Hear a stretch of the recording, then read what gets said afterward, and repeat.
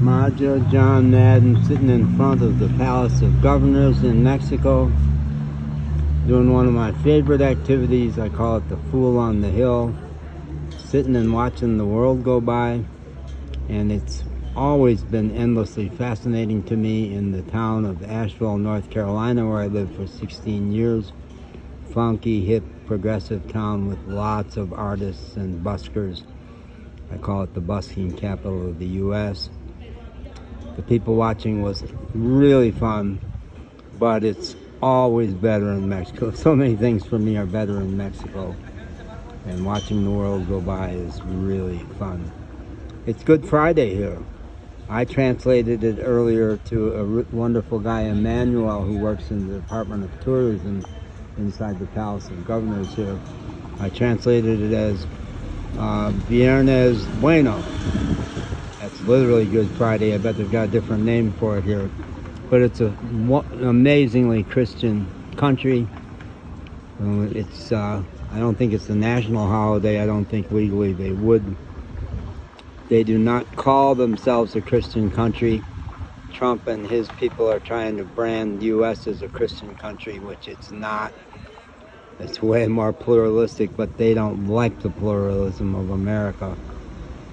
So I grew up real Catholic, and Good Friday was a big deal. I even went to the seminary, but before I went to the seminary in elementary school, I was an altar boy for many years. And for some reason, I ended up doing the Good Friday service several years in a row, and it's a long, complicated service with several servers, altar boys. And I always blew one thing. There were two things I had to do in rapid succession, and I always forgot the second one. And I am so genuinely suggestible. I'm a great hypnotic subject. Maybe not so much these days because I've gotten so ordinary, which I love. It's a great development in me. But tremendous hypnotic subject, I'd just go there. But I also was a real good massage client because I would just get flaked out. And it took a long time for me to realize that I was actually dissociating. When my sex abuse memories came out, I went a long time that I couldn't let any stranger touch me. One really fine bodywork therapist who knew trauma, she volunteered at the Kovler Center in Chicago, where they offer healing for people who have been victims of torture.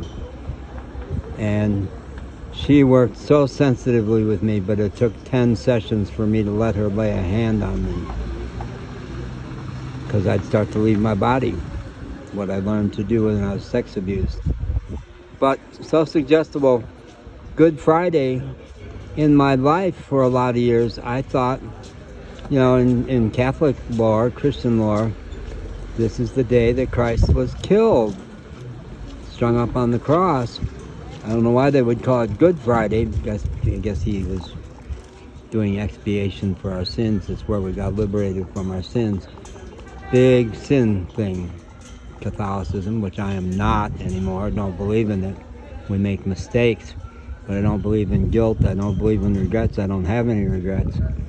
If I hurt somebody, I apologize, and I do regret that. But I don't get mad at myself or feel guilty. I feel like I'm always doing my best.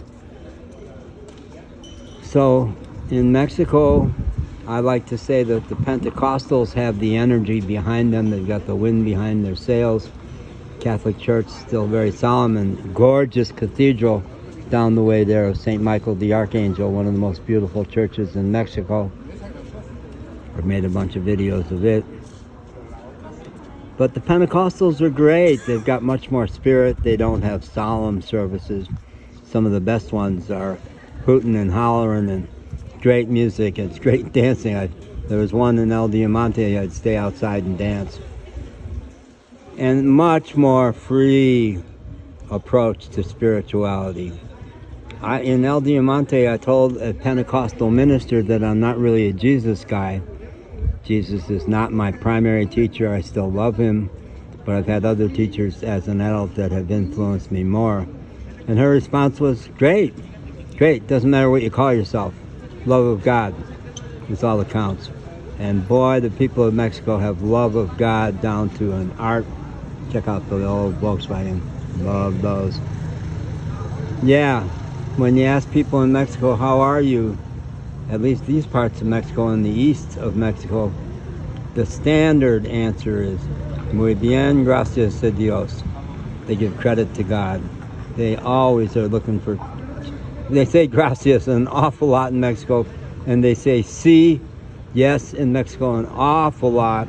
I think it's part of why they're such happy people.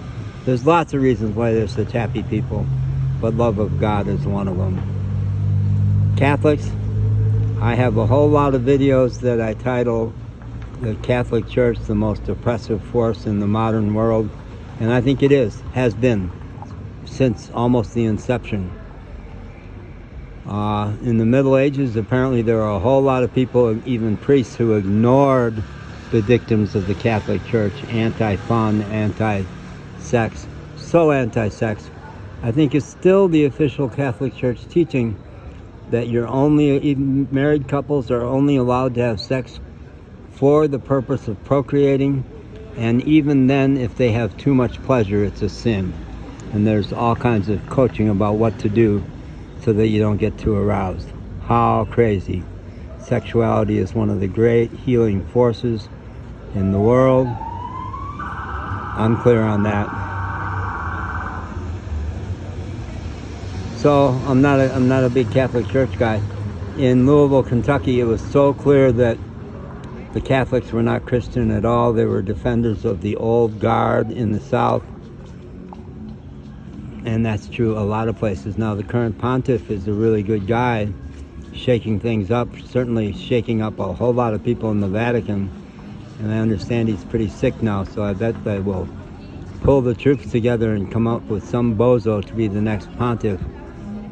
He did recently fire an archbishop in Texas who was more Greg Abbott, Texas politician, stance towards life than Christian. I think pretty anti-immigrant. In my youth, there was a Archbishop Cardinal Bernardine in Chicago taught the seamless fabric of life, that you can't be anti-abortion without being anti-corporate capital punishment. We can't take lives. Now it sounds like there's a spiritual thing happening right down here. Let's go chase it down. Let's see what's happening. Take my passport with me. Not much money in there right now. What's this? Oh, it's a parade. Oh, how timely. It's a parade. It's a Good Friday parade. Here they come. Let's capture this. I'm low on memory. I'm going to get cut off at any point. So touching, the devotion.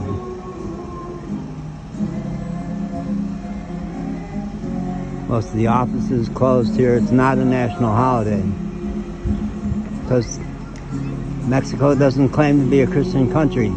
It's just the Trumpers who want that, the Christian nationalists, as if there were no Jews or Buddhists or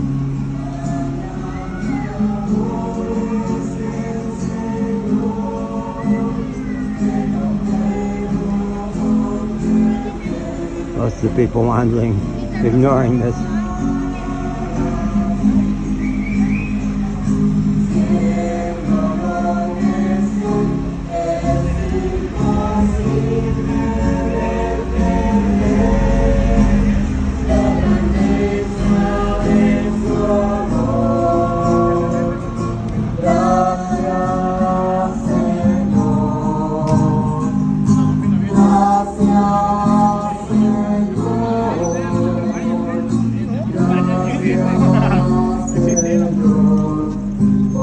Very physically fit country. A lot of cyclists, a lot of joggers.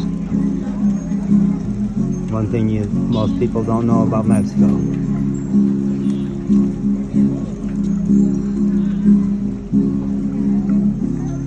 A lot of walking. A lot of people don't have cars in Mexico. Town squares where people gather. It's a very pedestrian society.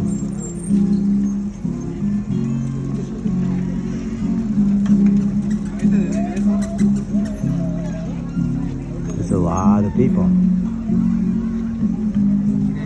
I wonder if it's a mix of Pentecostals and Catholics. I bet it is. And they just keep on coming.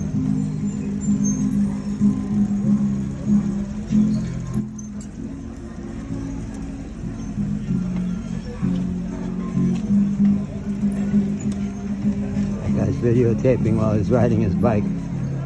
People do amazing things while they're riding their bikes or their motorcycles. Texting while riding a motorcycle or motor scooter, really common.